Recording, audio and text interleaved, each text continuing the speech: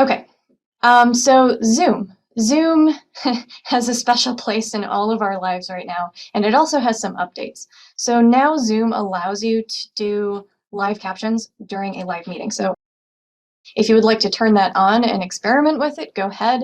Just know that it is going to have varying levels of accuracy, and if it's inaccurate, it may cause distractions. You can't really edit things in the middle of the workshop. Zoom also offers captions, which it calls these transcripts for recorded workshops. So as I said, I can go to the recording for this after I'm done, and I can edit those captions. It's also available as a transcript, so and it will also have speaker labels. Speaker labels are important to caption accuracy because if you read captions on a screen but you can't tell which person is talking, then the captions aren't very helpful, because then you're wasting time and energy trying to figure out who said what. You might get something wrong. Most auto caption services don't offer speaker labels. However, Zoom has the benefit of knowing who each person is when they're talking, because you're each signed in to the meeting separately. So it can track who says what, and it will try to add those labels for you. So that's really handy if you have lots of people speaking at once. I like using the Zoom auto captions.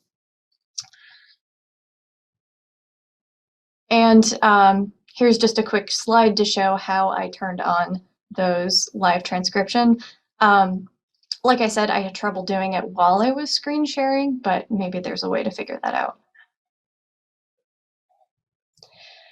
Here is just a wall of text that tells you how to turn on the captions for your recorded versions. So like I said, I've forgotten to do this in the past, and was unable to get Zoom captions after the fact because I didn't go in and turn this on. So make sure you go to your settings. I recommend reviewing all of your Zoom settings, every once in a while, at least every 6 months anyway. But make sure that you have turned on your audio transcript. And then, of course, like I said, you have to be recording to the cloud, and local recordings will not auto caption, unfortunately.